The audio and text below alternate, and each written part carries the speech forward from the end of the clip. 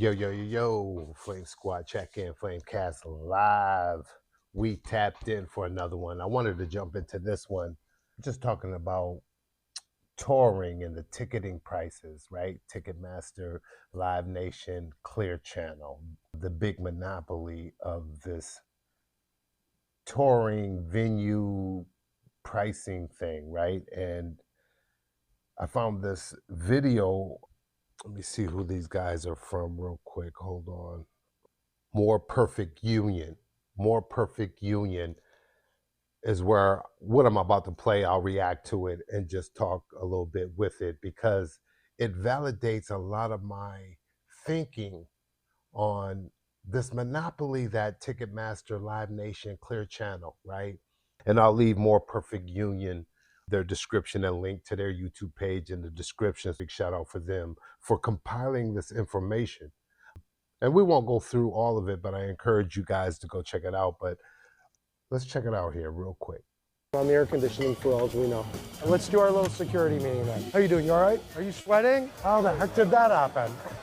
If you haven't grabbed the plunger, then you're not an indie venue owner. This is Tom.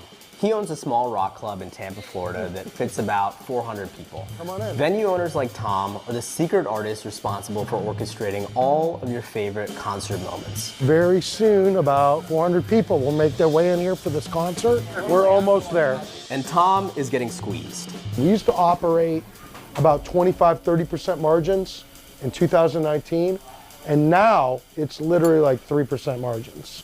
And the same people that are squeezing Tom are the ones gouging you for concert tickets priced at thousands of dollars.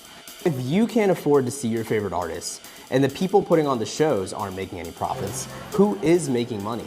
A giant corporate monopoly, of course, the two-headed beast of Live Nation and Ticketmaster. We're gonna dig into just how they not only ruin the concert-going experience, but set the template for making everything in the American economy, from food to airline travel and healthcare, shittier and more expensive for all of us. I can go through a day where 100 people say to me, we love you, we gotta figure out how to keep you here. And how can you not be making money? Every time I turn around, you're having a sold out concert. Listen, here's the thing. The big dogs are literally just gonna swallow me. There's a hierarchy in live music, both in the sizes of the venues and the popularity of the artists. At the base are the small independent venues like Tom's. That's where traditionally most artists cut their teeth. Then in the middle tier, you have venues like the Pabst Theater in Milwaukee, Wisconsin, owned by Gary Witt. And at the very top, you have the big dogs Tom mentioned, the arenas, mostly owned by giant corporations like Live Nation, and the artists that can fill them, your Drakes, Taylor Swifts, and Beyoncés. Today, only that top tier that charges you thousands of dollars for tickets is able to sustain itself. But it didn't used to be this way. At one point, this top tier didn't even exist. The venues used to be a lot smaller, even for the biggest artists in the world. And the tickets were cheaper too. You hear what he's saying, right? Things have increased and things haven't gotten better, right? He then goes into this brief bit here talking about how things were much smaller back then, right? Clubs, bars, right? And that bands, artists could deal directly with these venues, right? And create relationships and a 50-50, 60-30, whatever the split may be, they could create that with the venue itself back then, right? It's the hottest ticket in town, and it costs $1.50.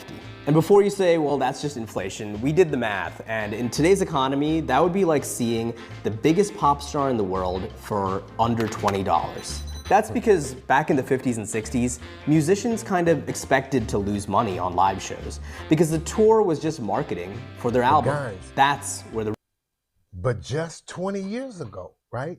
It's 2025 right now. Just 20 years ago, going to see a concert was about $20, $25, right?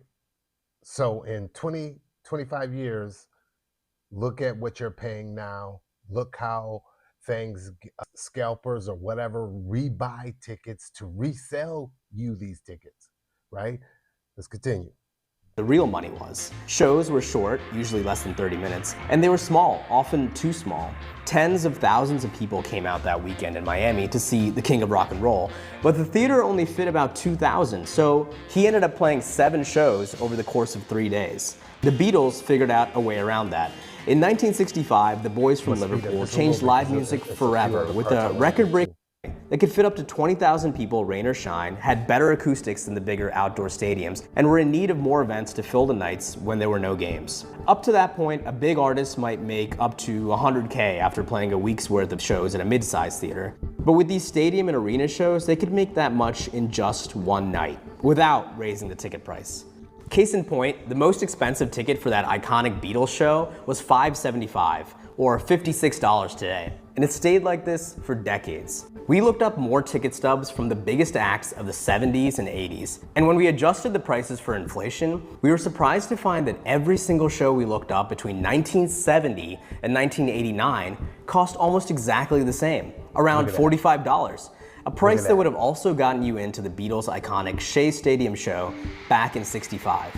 But in the 1990s, everything in live music changed because of 3 groups: Ticketmaster, LiveNation, and Pearl Jam. First, there's Ticketmaster.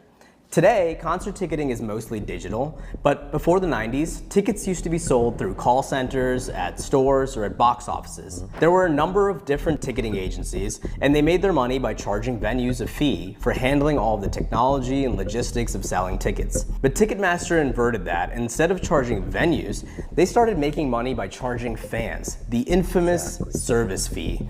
This incentivized venues to sign exclusive contracts with Ticketmaster over other companies. Ticketmaster also gobbled up the competition, acquiring 7 other ticketing agencies between 1985 and 1991, including their main rival, Ticketron. Tickets are selling fast. Buy yours at Navy Pier, Carson Perry Scott, and Ticketron. To sum up, that era of stable concert ticket prices we talked about ended at the same time that Ticketmaster became the only ticketing service in town. Because with their rivals out of the way, there was nothing to stop Ticketmaster from raising service fees, which they did. But an unlikely hero put them in the targets of government regulators. People have been screaming about the Ticketmaster monopoly since the early 90s. Which brings us up until now, 2 years ago, 3 years ago, where DOJ, the Department of Justice, had an investigation on Ticketmaster and the monopoly that they were creating, right? Because you cannot get tickets nowhere else unless you buying from the artist directly, and they allow that thing to happen through their website or whatever. But it's pretty much Ticketmaster, right? Let's continue.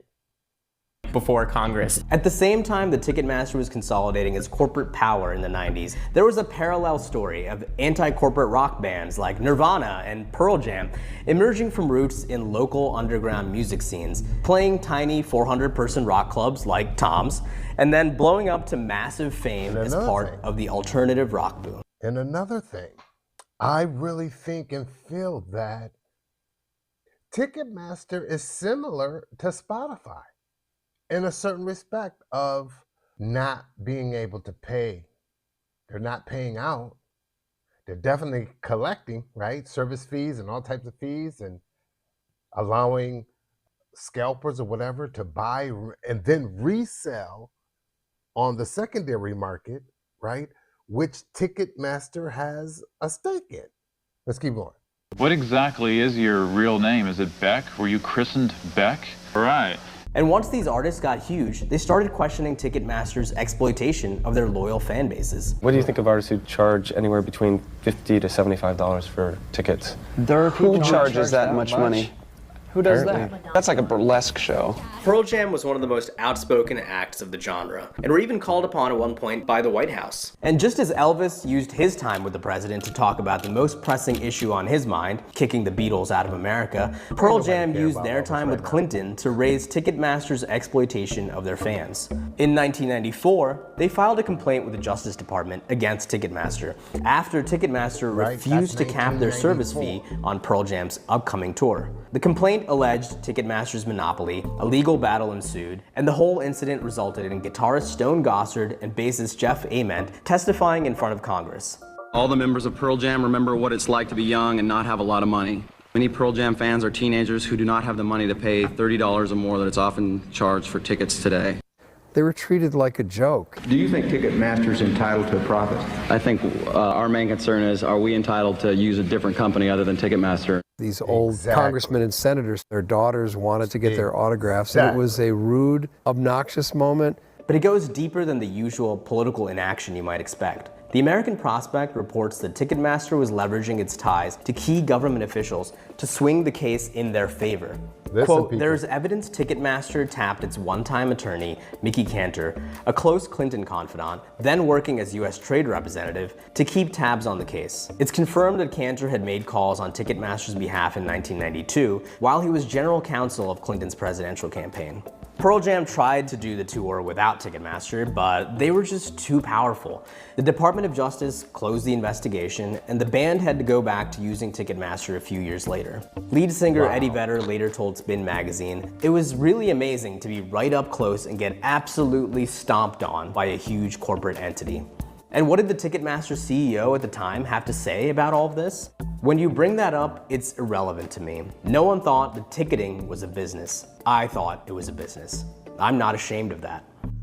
And nothing is wrong with that philosophy. It's a business. Yes, it's a business. Should there be some type of service fee? Yes, right? But you shouldn't be gouging, because you're just the middleman supplying the ticket between the artist and the venue, right?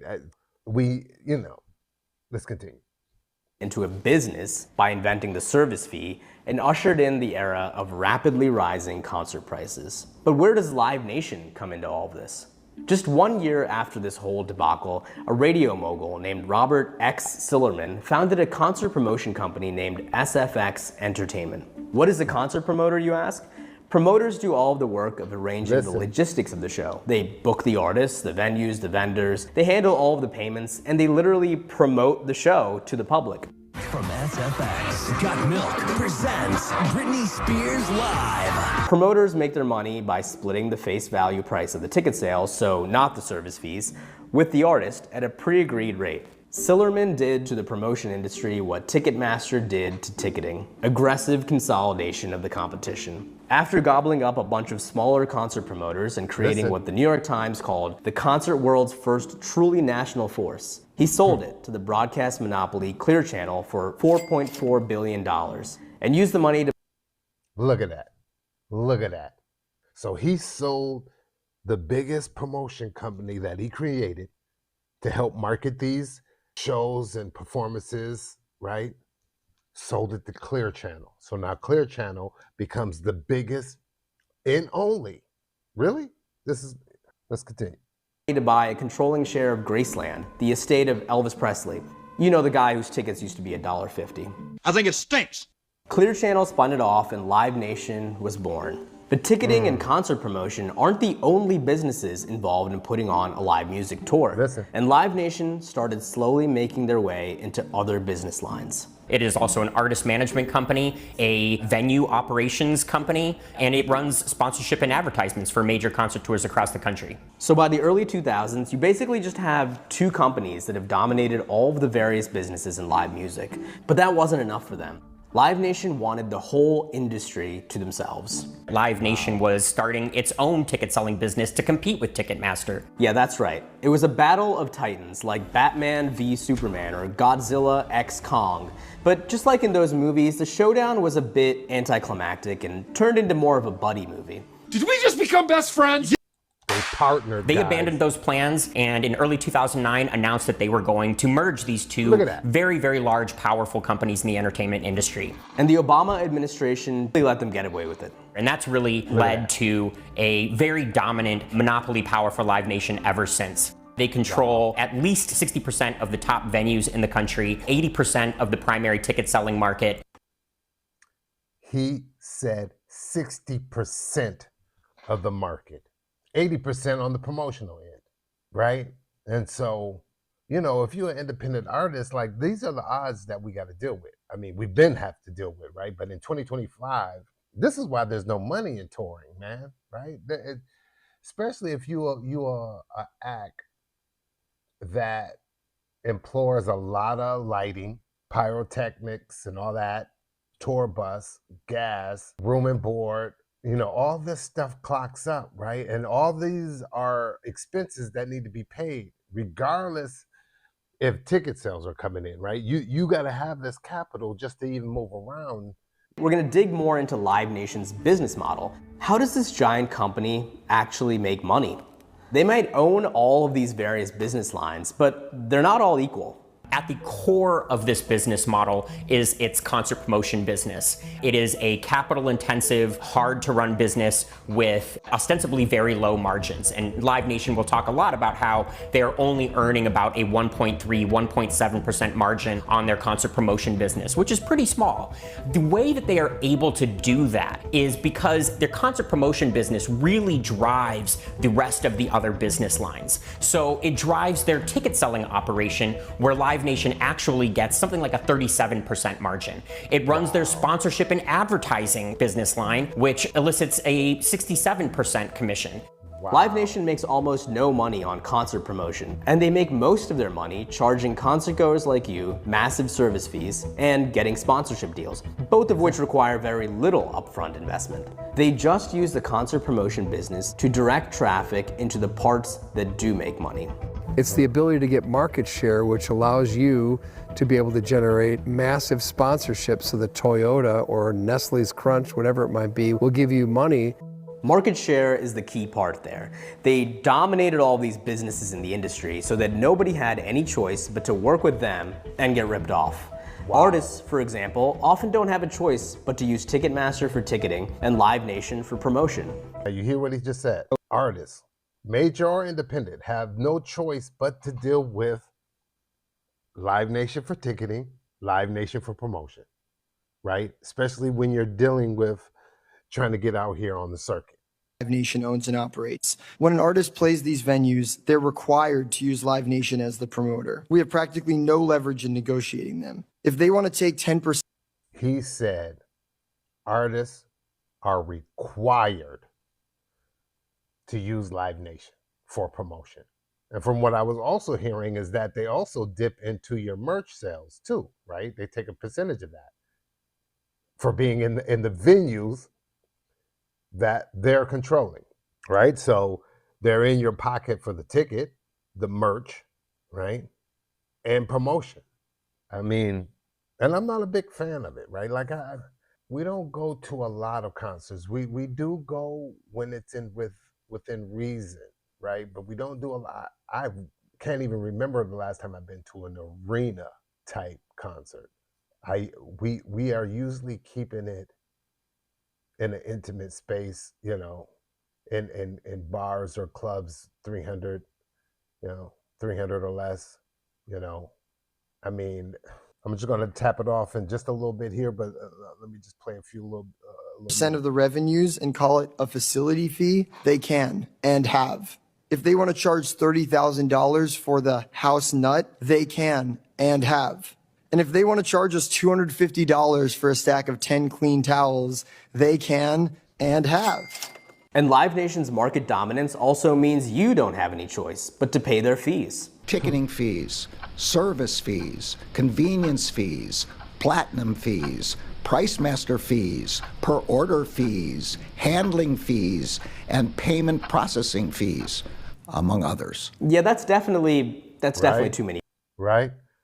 That's what's happening, right? This is what honestly, all companies are doing that. If you look at everything going on right now with subscriptions and all these things that, and there ain't nothing wrong with subscriptions, but the way we're being bombarded with it and a lot of gouging of the prices are happening. But back to the artists, this is why I say that pick your poison wisely, because none of this is good for us, right? None of it. The playing field been uneven, and when we thought it was just getting even, it's back to uneven, right?